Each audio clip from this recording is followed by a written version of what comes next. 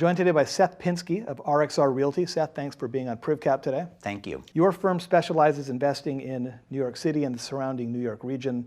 I'd love to get your take on Amazon withdrawing its deal to build up a second headquarters here in New York. The good news for New York is that all of the strengths that attracted Amazon to New York in the first place, that have attracted companies like Google, and even with Amazon's withdrawal of its HQ2 project, are going to continue to attract Amazon itself to expand in New York, remain in place. And none of that has changed because of the recent events in Long Island City. That being said, I think that there was a real opportunity with Amazon's announcement that it would be locating its HQ2 project in Long Island City for us, one, to spur growth of a new central business district in Long Island City, which has been a goal of New York through multiple mayoral administrations. And two, for us to really undertake a step change in our place in the national and international perception when it comes to our role in the tech industry. And that role is actually very important for the future of the city, because we have a city that's continuing to grow at a very fast pace, which means that we have to expand employment. And the best way to expand employment is obviously to be a leader in the industries that are expanding the fastest, and technology in the 21st century is certainly among those industries. I think, unfortunately, that with Amazon's announcement that it's not going to be coming to Long Island City through its HQ2 project, what ends up happening is, one, it sends a signal to the marketplace that New York is not business friendly. And that's not a good signal for us to be sending. I think what it says is that if you have an investment that requires a public approval process, it's going to be very unpleasant. And that's unfortunate.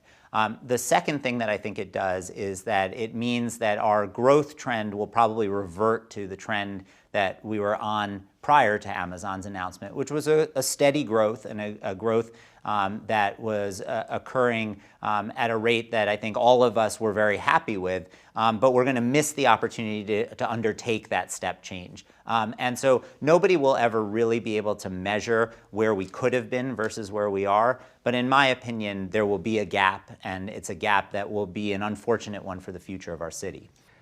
Yes, I mean, I don't think many New Yorkers are aware that as far as being seen as a center of technology and innovation, New York has long been in a distant third place behind Silicon Valley and then Boston. Yeah, really, if you look at New York 10 years ago, I'm not even sure that people would have said that we were in third place. And what has happened, which has really been a phenomenal evolution, is that in the last 10 years, New York has secured that third place position, and some would argue that we've actually moved into second place. But even in third or second place, we're a distant third or second to the West Coast and to the Bay Area. And for us to continue to grow and to compete with the West Coast, we need certain catalytic changes to happen. And one of those catalytic changes, of which I had the honor of participating, when I was with the Bloomberg administration, was the creation of the Cornell and Technion campus on Roosevelt Island. But the move by a major tech player like Amazon of a headquarters facility to New York City would be another example of that kind of catalytic commitment. And unfortunately, with their leaving, we lose that catalysis. But there's still, I think, the opportunity for us to secure it, hopefully with continued investment by companies like Amazon, but also by Google and others. And hopefully at some point down the road, we'll have the ability to either attract another company like Amazon or to create our own here in New York. Final question for you.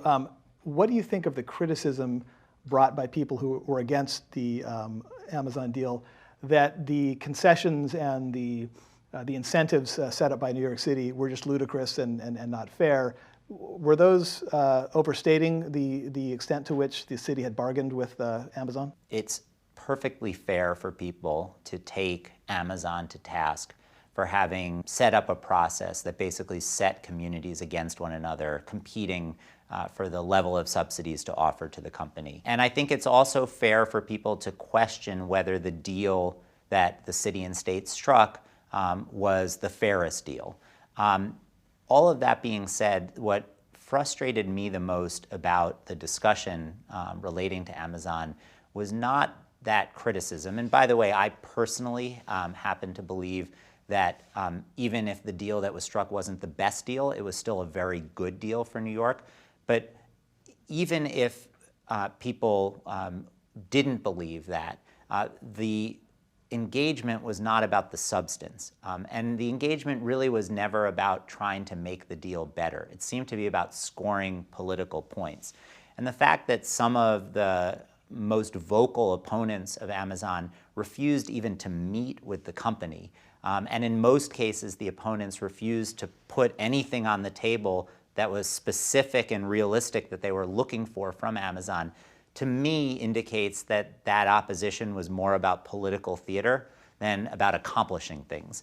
And that's not good for New York. That's not a way to govern. That's not responsible governance by the elected officials who were in a position, I think, to secure some really meaningful concessions for their neighborhoods, and instead, unfortunately, are left with nothing.